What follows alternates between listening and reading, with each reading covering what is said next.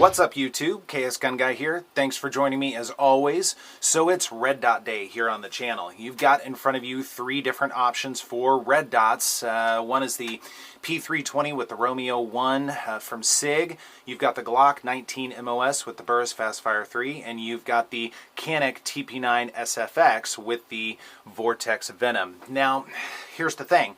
One of these is a little bit of an oddball, and that's going to be the SIG P320. And the reason it's an oddball is because this red dot comes on the firearm. It's not one that you pick aftermarket. So for this particular comparison, I'm not going to include this. I may do another one down the road that's a little bit more in depth with the Romeo, but not this time. So sorry, fella, you got to go. So now we're down to two. And I like comparing these two red dots for a variety of reasons. First, their stats are fairly similar. They're ones that you have to choose aftermarket to mount on firearms like the Glock and the Canik. But then also from a price standpoint, these guys are both really similar.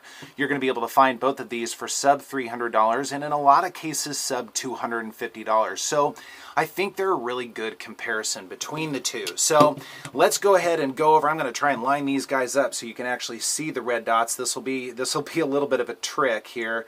To get them both where we can see the dots. Hopefully you can. You probably can. Alright, so both of these are going to be a 3 MOA. I'll do this again, just one by themselves, of course. Both are 3 MOA. The weight on the Burris is going to be 0.9 ounces. The weight on the Venom is going to be 1.1 ounces. The brightness on this is where we get a little bit different. The Burris Fastfire has 3 manual settings and it has 1 auto setting. Now, try and get this in the light here a little bit. This has just the 1 button on it. So from ease of operation, the Burris has it a little bit. When you first turn it on, it's actually going to be on the auto setting. So of course it's going to adjust its brightness based upon the ambient light in the room or outside, whatever it is. And then you have 3 more settings from very bright all the way to pretty dim. And then the very last click on it is going to turn it off. Now the Vortex Venom, it's a little bit more, I don't want to say complicated, but I guess a little bit more functionality built into this. First, you'll notice that there are 2 buttons. There's actually an up button and a down button. So when you first turn it on, it's going to remember what your last setting was. And there are 10 manual levels of brightness on it, so a slightly wider variety of brightness levels there. But then it does also have an auto function as well. When you press and hold the up button, you're going to get 2 different options. It's going to blink, I think it's 3 times for auto and then 2 times for manual. So you'll have to control that auto. It just doesn't automatically do it. Haha, get it? Automatically. But you will be able to get into that functionality. And then if you press and hold the down button for, about 3 seconds or so, it will turn itself off. Now, both of these do have an auto-off feature. The Burris has an auto-off feature after 9 hours, and the Venom has an auto-off after 14 hours. Both of them do have the same battery, which is nice. You can actually use the same battery for each one. You don't have to buy different types of batteries and remember which one comes into each. Both of them take the CR1632 battery. Both do come with one, but then you can buy them aftermarket. I get them on Amazon, I think packages of 6 for like $7 or $8, something like that. So not too bad. And speaking of batteries, a couple of other things. It's tough to capture these in the light in here, but both do have a top-loading battery compartment, which is very convenient. There are some red dots out there that you have to actually take the red dot off the firearm and put a new battery in and then put the red dot back on. In this case, if you've got it zeroed in and you don't want to unscrew anything, and if you've got any blue Loctite or anything like that, you don't have to worry about taking that or stripping that Loctite out, anything like that. Both of them are adjustable for windage and elevation. So there's your windage on the Venom, your elevation on the Venom right there. And the same thing on the Burris. You've got your windage right there, and hopefully you can see that okay. It's always hard to capture the light in here to make sure that you can actually see what I'm looking at. Same thing on top there. There's your elevation on that as well. Let's see, what else? Both are water resistant. I would not say waterproof or weatherproof, and the reason is they both do have the rubber gasket or O-ring in the battery compartment. So if you're out and it starts to rain a little bit, you don't have to worry about these malfunctioning in that case. However, I would not chuck them in a pool or anything like that. They probably would not survive that, or at least survive it for very long.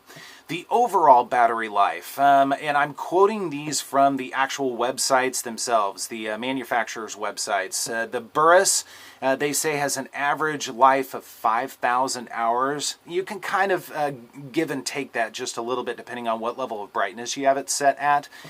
Now, the Venom is going to say anywhere from 5 to 30,000 hours, again, depending on the level of brightness. So I would average that out between 15 and 17,000 hours. So the Venom, at least according to the website, has a little bit of a leg up on the battery life, although those batteries aren't very expensive, so not really that big of a deal, I suppose.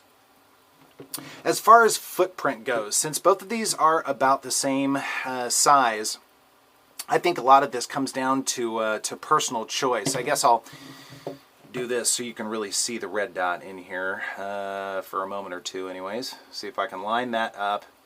So the Burris, you'll notice, at least on the Glock MOS, it really does line up very well to the slide. So if you're going to carry something like this, it's nice that, I guess I would call this more or less snag-free and really helps with the profile of the Glock MOS itself, versus the Vortex Venom is actually going to hang over the firearm just a little bit. Now, it lines up pretty well with the Canic. However, when it's on the Glock, and I know I don't have it on the Glock right now, hopefully I'm capturing that dot pretty well, it does hang over just a little bit. Now, personal opinion, I actually think that's an advantage for the Venom, and the reason is, I'll go ahead and line these guys back up again, the Venom is going to give you just a little bit more of a field of view. That's a terrible view right there. Hopefully you can see that a little bit better.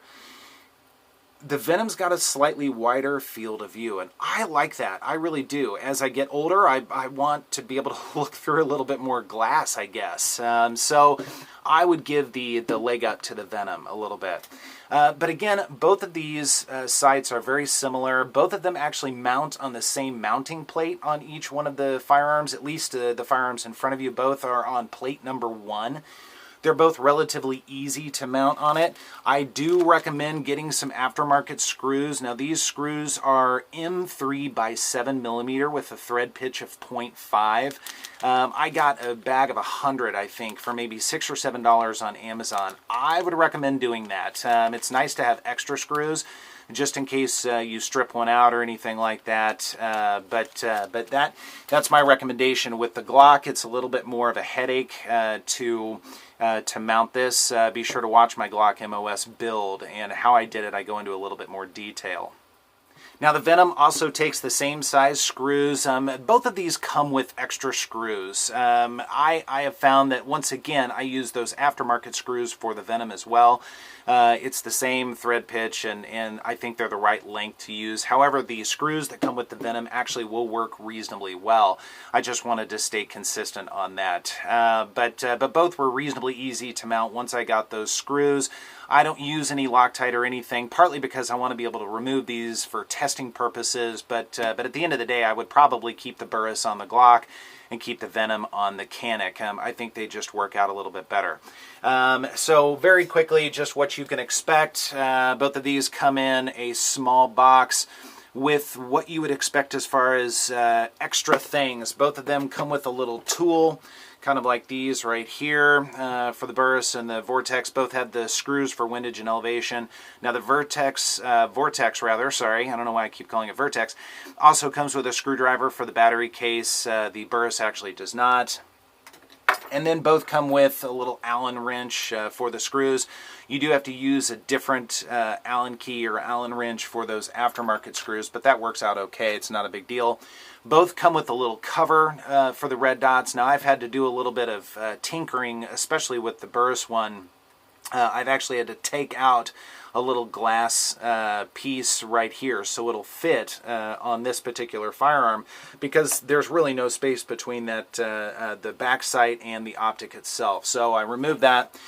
And then the rubber cover for the Vortex, and once again, I removed the back just in case I put it on the Glock. I wanted to make sure that there was room for that sight. But I like them both. I actually like the Vortex a little bit better. I think it's a little bit better quality.